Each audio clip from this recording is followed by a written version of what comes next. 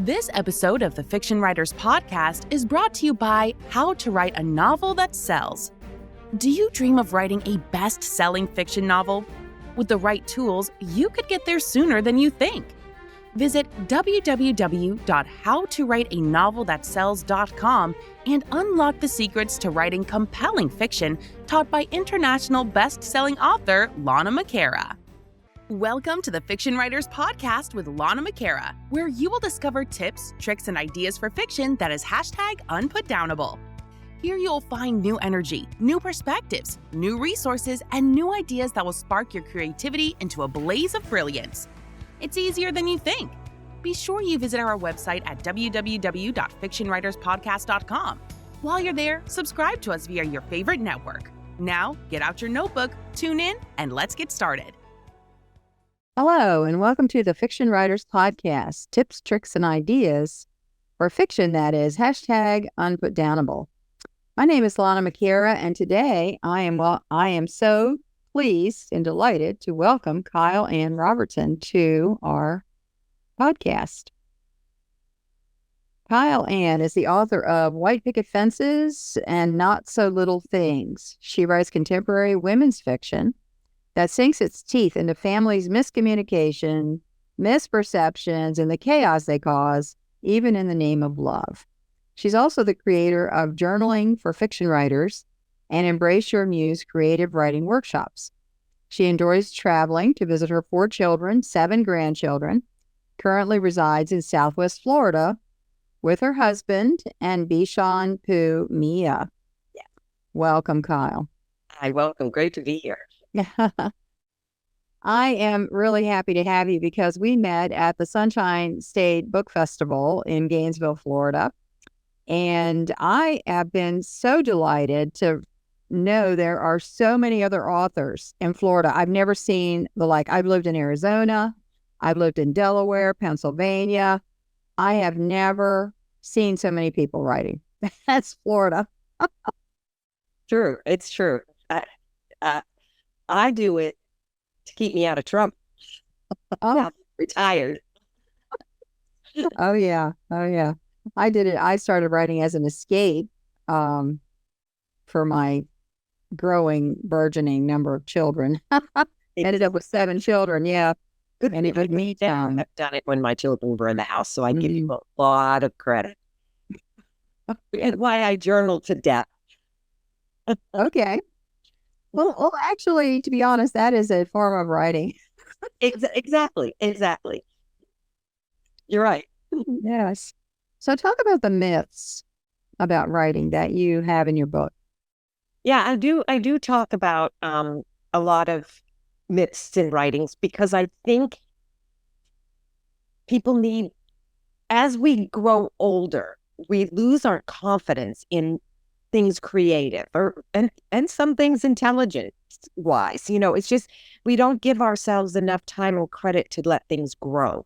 So we fall into these myths quite easily. And in my course, Embrace Your Muse, we talk a lot about these myths because if you can conquer the myths, then you can proceed with confidence. So one of the biggest myths, well, the first one I like to get out of the way is more like the woe is me starting artist myth. Okay. A lot of us that write later in age don't necessarily, well, we run into it a little bit, but we don't think about that that's what's happening to us. But mainly because we've already been through it all. So we're going to write. So we don't have to worry about that so much. But the younger writers feel like, and I have been in conferences and workshops where the writers are saying, well, if you haven't lived life, you can't, be a good writer. Or if you don't have the knowledge, you can't, this kind of stuff. Well, wrong.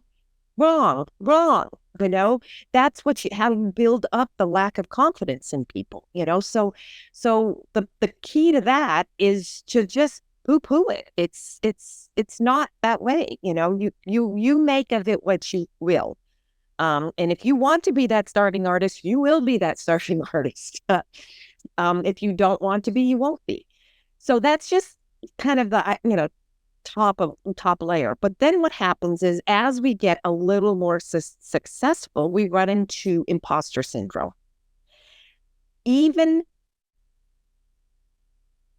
the most prolific writers have imposter syndrome, I have found out. Even writers that have written and published USA bestsellers and New York Times bestseller books, their next book, they're not confident in, and it leads to imposter syndrome. So that is a big one I like to fight, because if you look up imposter syndrome, you cannot have it by definition without having some success first to feel like you don't have what it takes. Does that make sense? But in definition, it states that you have to have a level of success to feel it. Well, if you're feeling it, you've got some success. That's profound. Yeah, that's profound. Yeah, and that is one of the biggest ones that come up and we talk about often, because it's not like we all don't go in and out of that in life. Forget writing. We all live that way. But think about it. If you didn't have some level of success, then you wouldn't feel like you're in the wrong place, because you'd still be in the same place where we all started. And you know, if you don't have success and you don't know, you know, it's okay not to have the confidence, because you don't know what you're running into.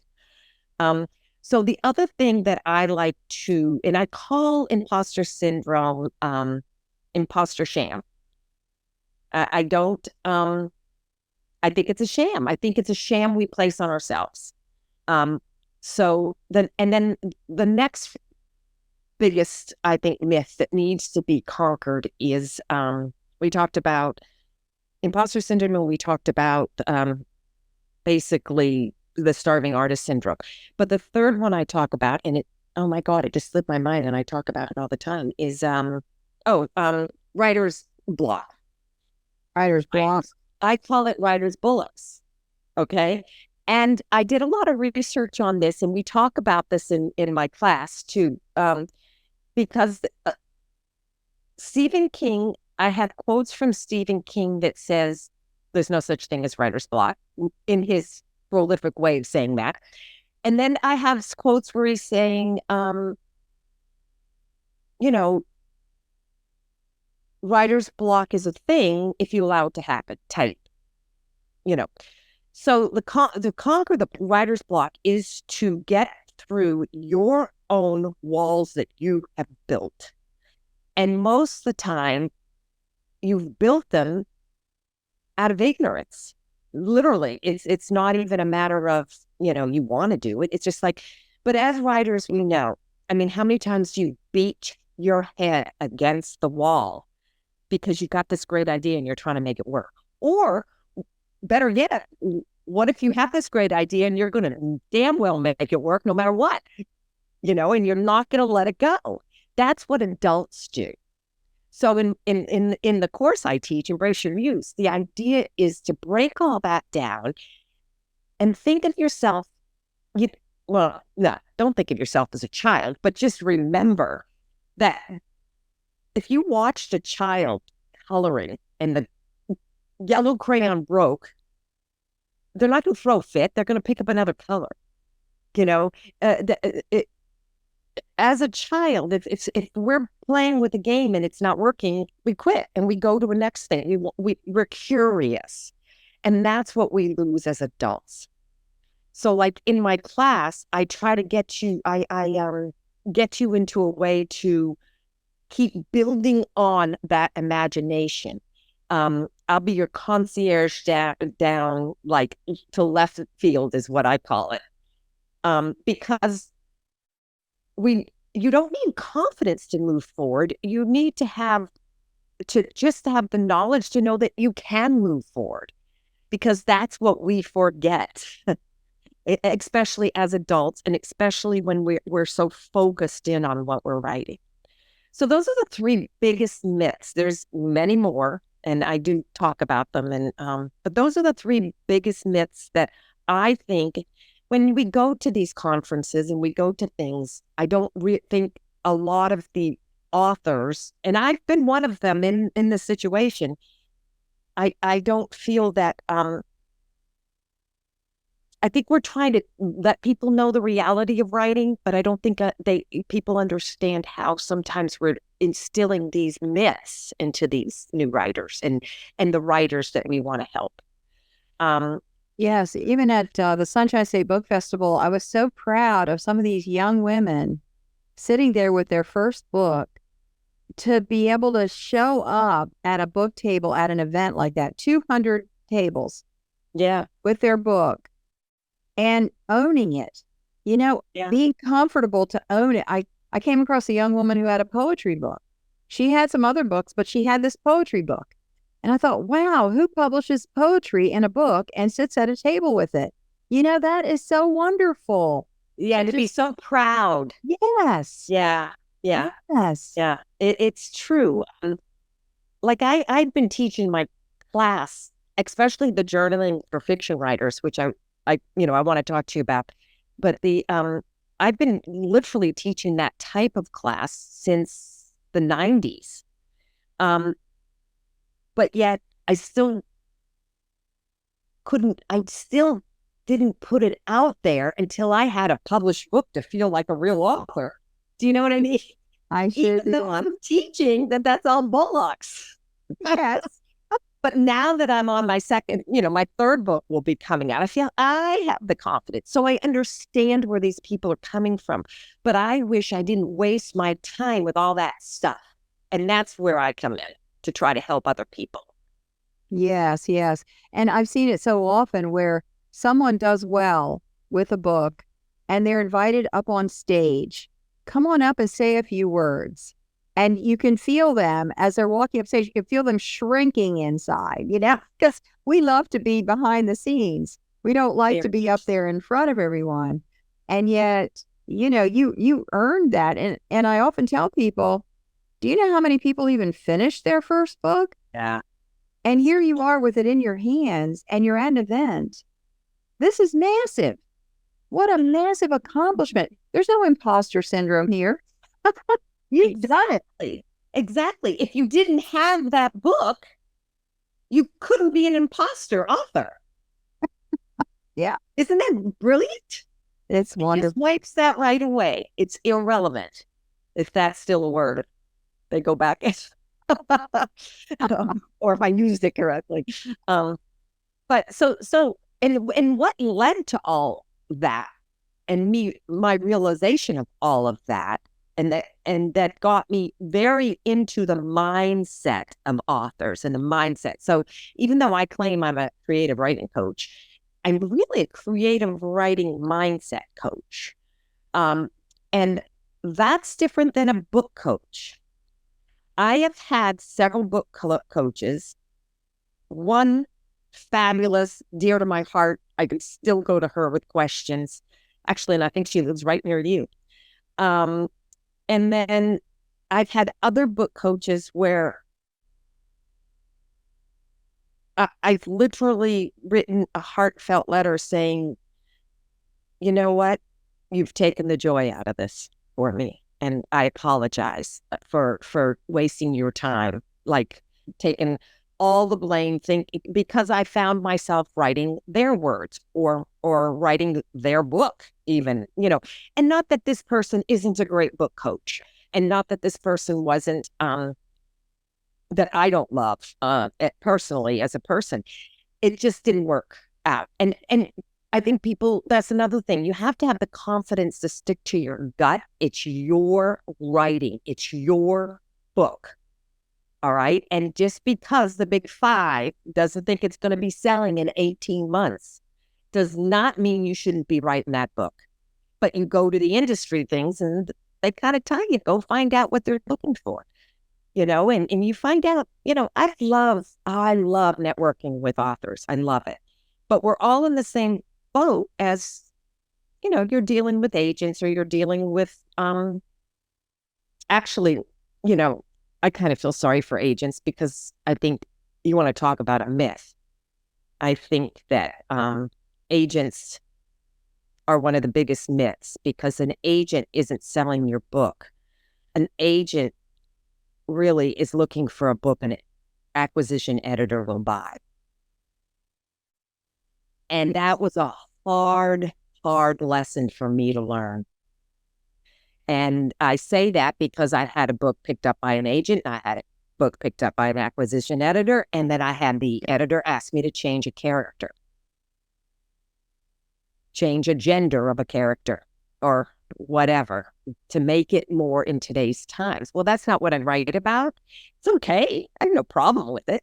It's just not what I write about. It's not, that wasn't the point of the book. So just to throw in a change a character's gender preference or whatever wasn't, there's a time and a place for it.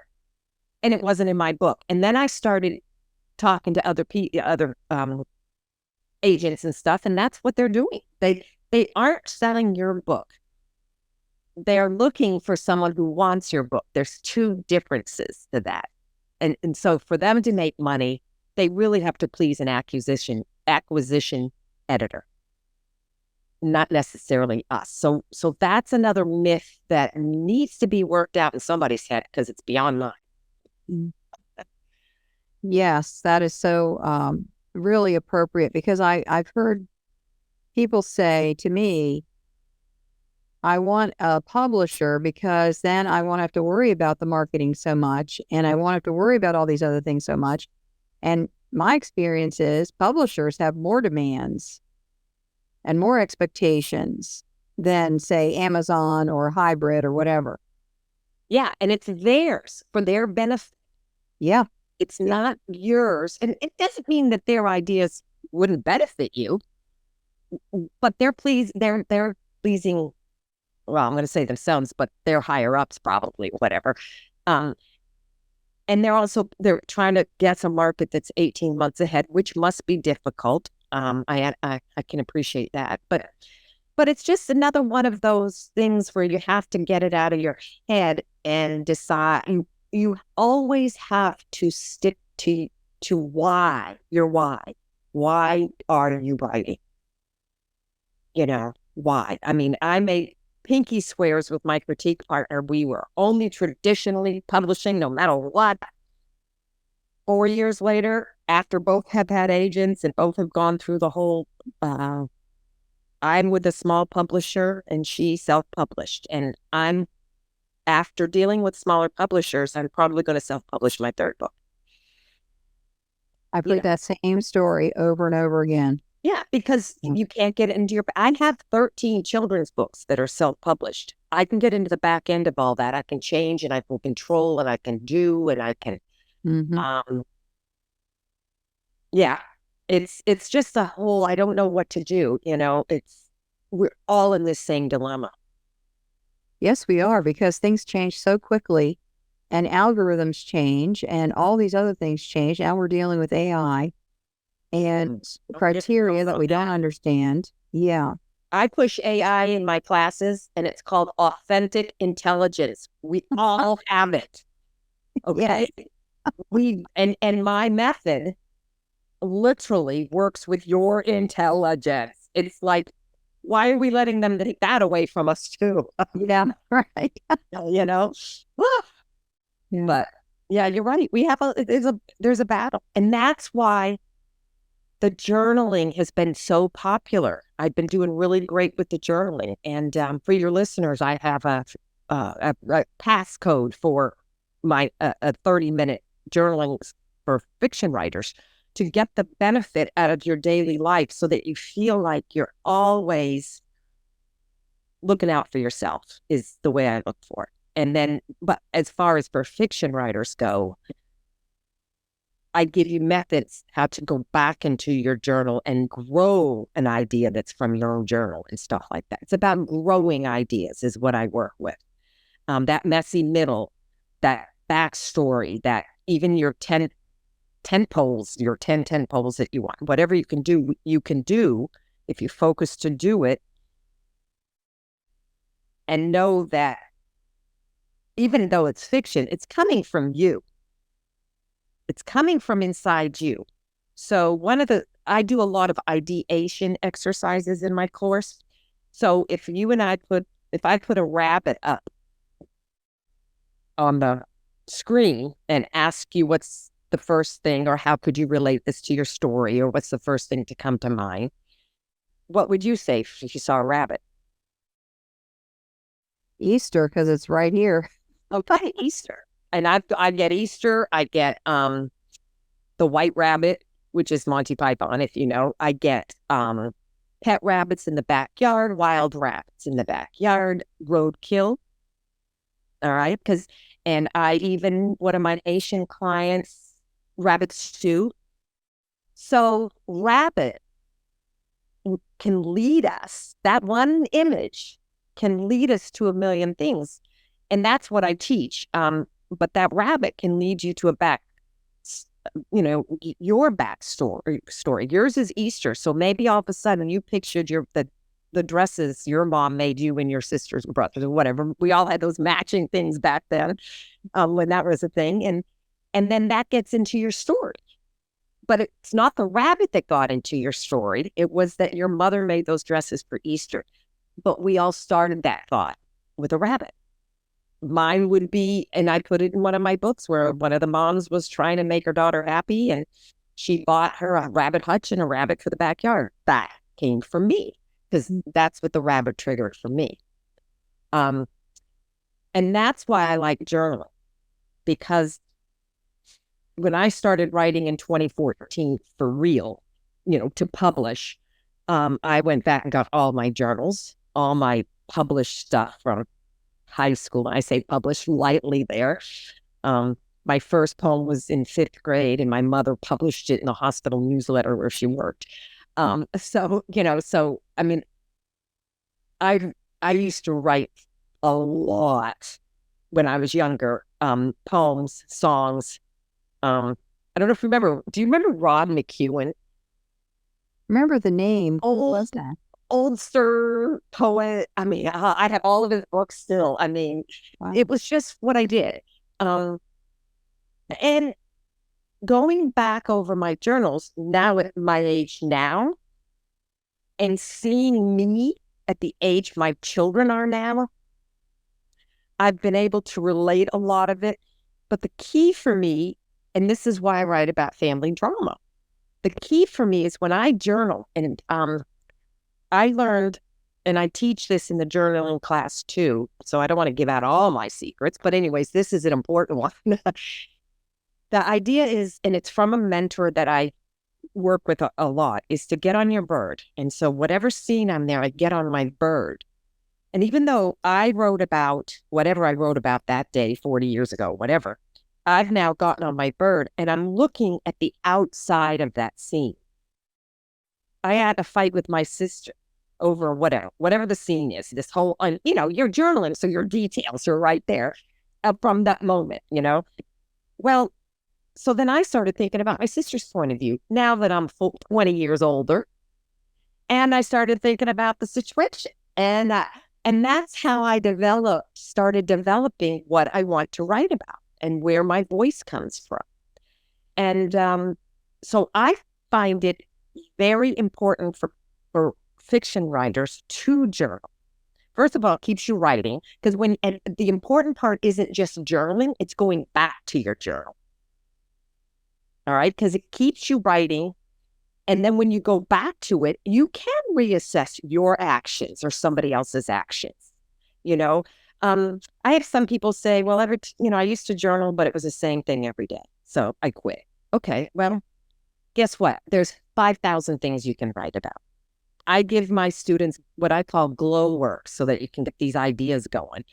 And it is go out for a walk, listen to your surroundings, observe your surroundings, and wonder about your surroundings.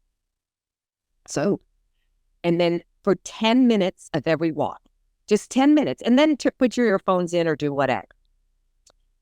Come back and just write 3 sentences, 2 sentences, all right?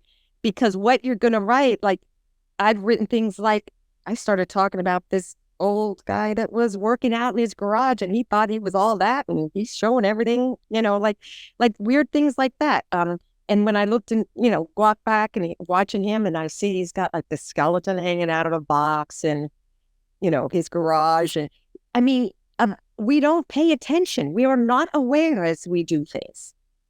So if you're complaining of having writer's block, you need to open your brain. Go, it's all out there for you, you know?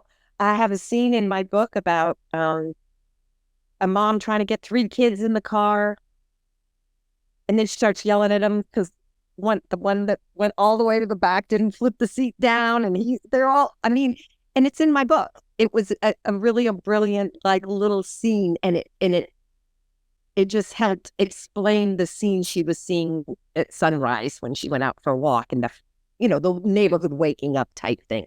But when I was writing that scene, I thought of things that happened to me from that walk. Somebody walking out to get the newspaper, brushing their teeth once, or a lady in a row with a coffee cup. Like, normally you don't think about it, but you have to think about it. You can go through life blind, and not be aware. But if you just give yourself a few minutes at a time to be aware, those will stay with you, because again, you're reinforcing it. Now you're going back and you're writing it down. And it's another way to keep it in your brain. Because that's another thing as we get older. Keeping things in our brain. And that's why journaling is very vital. So. Wow, you've given us some really great ideas. I love that glow. Yeah. Yes. Yeah. I'm very passionate about journaling and not as self-care for writers, but on a different self-care. It will give you so much confidence, because you will have that one little scene or that one little word or something that can help. You know your story that you're trying to write. You know what's in your brain. So even if you and I work together, I don't want to know your story. I don't need to know your children, your character's goal and motivation. All I can give you are some prompts. And then you take it where you got to go, because you know what you need for your story. All right. And you think you could do that. We would do that all the time, but we don't, because we get hooked on that idea. We get hooked on where we want to. I'm kind of at a point right now in my book, and I started doing my method with this scene. I kind of always am in my method, but when I get real stuck, I like to figure out where I am and get my ideas, because the best way to get the best idea is to have a lot of ideas to pick from. And then the way I do it, I have those ideas for life. I can always go back to those ideas for other stories or other books. And if I come up with a couple good ideas, or if I come up with a great idea for another book, because I have like 3 in line here, I'll throw that idea into that notebook over there. All right, because it came up here, and this isn't really from this character, but it's for that character. I mean, I'm just so passionate about keeping people moving in their writing. Such good information. Our lives are filled with richness. We just need to listen and observe and write. And write. There you go. Yes. Yeah, we do. We do. Go, and if you don't have time to go for a walk, go to the grocery store, but spend 2 minutes looking at the people, wondering about that lady and why her, purse is so tightly wrapped around her instead of in the basket. Or, the kid crying. I have a scene about a kid who wanted a cookie for breakfast and the mom wouldn't have it. That happened, and it's in one of my books. It's all there for us, Even if you write science fiction, that's even more fun to go out and look for the wild stuff. But look with intention. That's the key, intention. If you don't have any intention, and something we do talk about, if you give your brain something to think about, it will work for you. How many times does someone ask you somebody's name or you can't remember, but you remember it 2 hours later? That your brain is still searching for that. You gave it something to do. That's why having intention, no matter what you do, is so important, because you're giving your brain a directive and it wants to do you good. Now, if you're like me, ADD, and I'm a Virgo with ADD, I might give my brain too much to work on it at the same time. But I try to keep it organized because I'm a Virgo. But it's not easy, but it's not hard. And it's as fun as you make it. And it should be fun. Yes. It should be fun. Absolutely. So would you mind speaking out the link, the passcode, whatever it is, because many people are listening on audio and they aren't, in front of the screen. So yes. So you can go to my website, Kyle Ann Robertson, KyleAnnRobertson, KyleAnnRobertson.com. And under in the tabs, just go to the Journaling for Fiction Writers. And the code is all caps, FREEFORME, free for me. And pretty fun, yeah. Yep, it'll come up at $99, but if you just write the code in, you'll get it for free. It's a half-an-hour program. And then what I do is I have, I'll contact you after you're done with the program to see how it went and if you need any other help and stuff. But I do think if people can get, understand ways and the whys to journal, it'll keep your brain going. It's practicing thinking. It's practicing imagination. I do a science of imagination in my Embrace Your Muse course. I actually work with a learning styles company. You take their test, they send it to me, but you can see how you benefit visually, audibly, kinesthetically, in a group, individually, things like that. Once you sort through that, and then you learn a confident way to continue writing, it's a game changer. It's a game changer. So free for me at KyleAnnRobertson.com under Journaling for Fiction Writers. Everybody go take that course. And then if we want to move on, we can go to the other course. I run it usually once a month as an intensive, but I can do it privately. It's all the same price. Doesn't matter.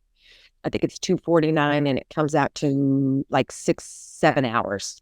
But I just want to get you in the game and keep you in the game. And I can give you methods to keep you in the game. Beautiful, beautiful. We all need that. We all need that encouragement and the ideas and also the how-tos. There's so many facets to what we do. It is not easy. It's complex, but boy, is it ever fun. It is fun. I know, like, I can't wait. I'm going to be traveling and so I don't have anything really booked per se, in the next few weeks. And I can't wait to just write without having to think and edit, write creatively and, and embrace my muse. Yes. That's another myth. There's authors that some think there's no such thing as a muse, like Nora Roberts and Jodi Picault. It's just like, put your butt in the seat and write, will you? And Stephen King's kind of on that side too. But he also says, hey, if you have a muse in your head and you're not using it, you're silly. We all have a muse. So that's another thing we really conquer, to have confidence in the muse in your head. You have your own accountability partner. You have your own confidence builder. You have your own angel and devil on your head. If you can believe that you have a muse and you are your muse, because that is where it's coming from. And guess what? My muse is my journal. Because something's in there for me. I can guarantee you. Yeah. Even if it's just a rabbit. Yeah, especially if it's a rabbit. Pregnancy comes up with that one too. I multiply. Yeah. It's just a good word to use, but I use some vaguer things too, and different types. There's all kinds of ideation exercises to work to really keep that muscle going. It's just like anything else in your body, your biceps or whatever, and we can do it. Absolutely. Thank you so much. This has been amazing. I really appreciate you spending time with us today. Thank you for having me. I'm thrilled to share, and I hope to hear from your listeners. And, let's get going. It's so much fun. Yes. Well, thank you so much. And thank you for being with us today.